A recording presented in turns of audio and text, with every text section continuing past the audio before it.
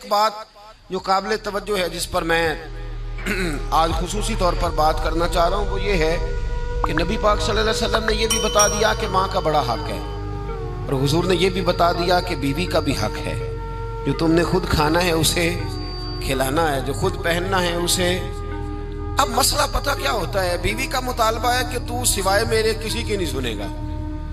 وہ کہتی ہے کہ چونکہ میں آئی ہوں سارا کچھ چھوڑ کے، اب سوائے میرے تو کسی اور کی نہیں سنے گا۔ اماں کہتی ہے کہ چونکہ پیدا میں نے کیا ہے، پرورش میں نے کی ہے، جوان میں نے کیا، تو حقوق میرے زیادہ ہیں۔ یہ حدیث اماں ضرور سنائے گی اگر اسے یاد ہوگی۔ اب اس کا نقصان یہ ہوتا ہے، اگر کسی عورت سے یہ پوچھا جائے کہ تو بتلا کہ بغیر ماں کے کوئی بچہ بڑا ہو سکتا تھا، تو اس نے پال پوس کے تجھے دیا ہے، تو تجھے کیسے کہہ سکتی ہے کہ تو کسی اور کی نہ سن؟ اور اگر اماں سے بندہ کہے کہ تو خود ہی گئی تھی اس کو دیکھنے، تو ہی اس کو لائی ہے، اب کس طرح کر کے یہ ممکن ہو سکتا ہے کہ خاتون خانہ جو نکاح کر کے آئی ہے، جس کے حقوق کا تعین خود نبی پاک صلی اللہ علیہ وسلم نے فرمایا، اس کو حق نہ دیا جائے؟ ہمارے ہاں نقصان یہ ہوتا ہے، ایک آدمی کہتا ہے کہ وہ میری سنی جائے اور میرے علاوہ کسی دوسرے کی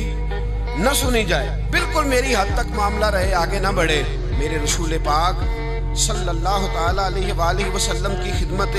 عالی مرتبت میں جب ایک شخص نے عرض کی کہ حضور مجھ سے بڑا گناہ ہو گیا ہے تو میں کیا کروں، تو نبی پاک نے فرمایا جا کے اپنی اماں کی نوکری کر۔ ایک کوئی ایسا گناہ اس صحابی سے ہو گیا تھا جو دور جاہلیت کا تھا، شارحین نے لکھا ہے، اب وہ جن کے حقوق ضائع کیے تھے وہ مل نہیں رہے تھے یا وہ دنیا سے جا چکے تھے، تو اس نے حال پوچھا کہ حضور اب کیا کروں؟ نبی پاک علیہ السلام نے فرمایا جا اپنی اماں کی نوکری کر، اللہ تیرے گناہ معاف کر دے گا۔ اس صحابی نے فوراً کہا حضور میری تو اماں پردہ کر گئی، میری اماں تو وصال کر گئی۔ تو حضور نے ایک نیا حق بیان فرمایا، محبوب نے فرمایا جا کے خالہ کی نوکری کر، اللہ تیرے گناہوں کو معاف فرما دے گا۔ اور فرمایا خالہ بھی مثل ماں کے ہوتی ہے، خالہ بھی مثل،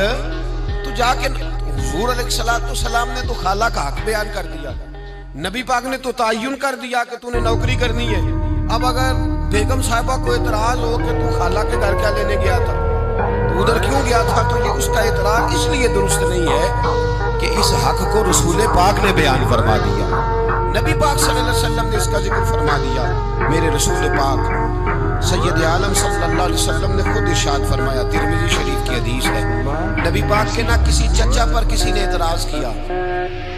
تو جو ہے میری بات پر۔ اب یہاں وضاحت نہیں ہے کہ مسلمانوں میں سے ہیں یا غیر مسلموں سے، لیکن کسی نے حضور کے کسی چچا پر، ہمارا پتہ کیا حال ہے، چاچا تو بڑا دشمن ہوتا ہے نا،